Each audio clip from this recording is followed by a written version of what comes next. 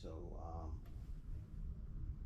so just work with me, Randy, because I want to explain the story of 109. I want to do it in as quickly, as I can, maybe under 5 minutes, if that's even possible. But the one idea that I want to start off with is the idea that, like I mentioned to you the other day, like, um, in Los Angeles, we get airplanes flying overhead all the time, or we have, so many cars, license plates that we see on a daily basis. But when you're out in the desert, then airplanes aren't flying overhead, the way that they are in Los Angeles, in a big metropolitan city. And then there aren't that many cars on the road either.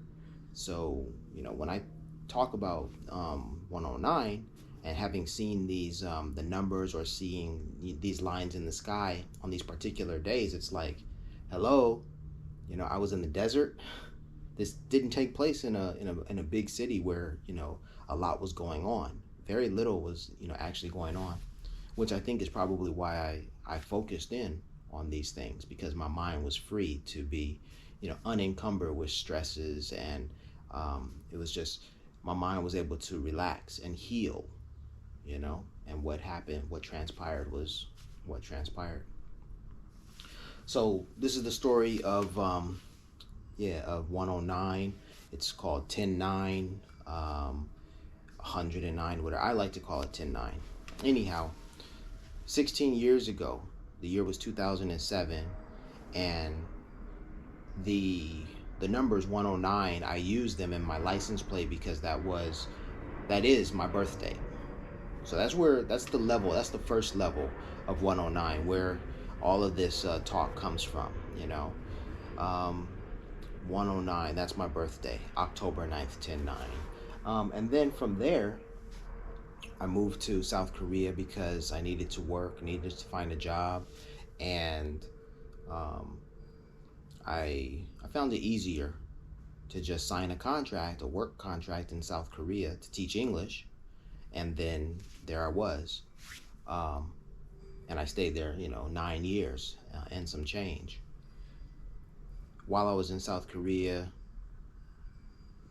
I learned some things about the holiday that fell on October 9th, which was the day on which the Koreans celebrate their language, the Korean language, or the Korean alphabet, more technically, or precisely. Um, and then,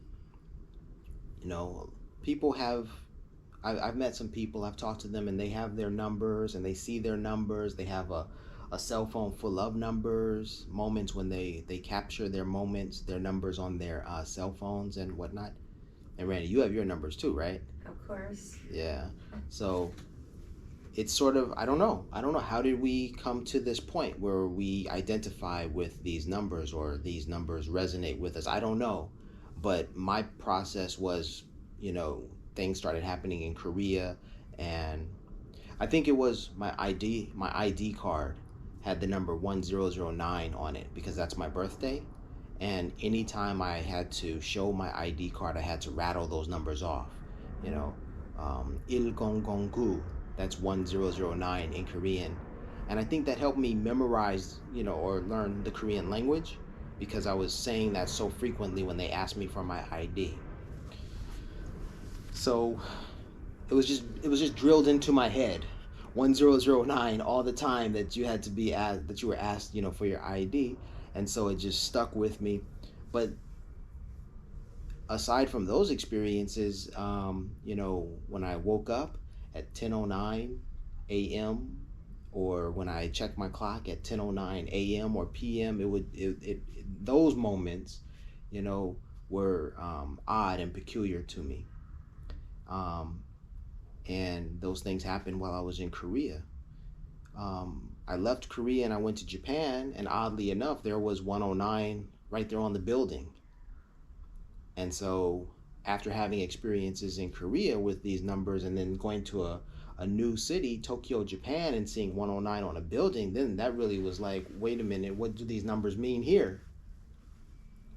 And because I just looked at those numbers saying, oh, that's my birthday. Cool, I'm in the right country, I'm in the right city. it was a very nice welcome from the Japanese from Tokyo to be like, hey, they get me, sort of a thing. Then let's see. I guess certain things happen. Like when I got to Peru in 2015, I worked there, and it was a blessing. You know, uh, things hadn't always gone my way. I couldn't tell you. I didn't have a plan for my life and say this is what's going to happen this year. This is where I'm going to be in 3 to 5 years and 7 years. It wasn't like that because in 2007 it really hit me that you've got to you have to survive. In 2007 I was looking for work and I didn't find it in Los Angeles. Hence, that's why I moved to South Korea to find work. But anyway, back to how these things just evolved and how everything played out. It was just moment after moment where I encountered these numbers. Like, how did I walk into a random motel room in a completely different country in the Middle East? The country's called Bahrain, and there was 109 on the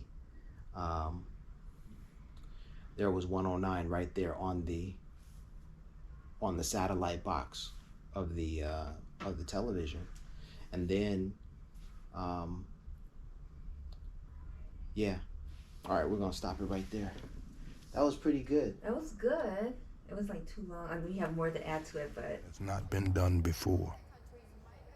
We are misled here because we think of numbers. You don't need numbers. You need passion.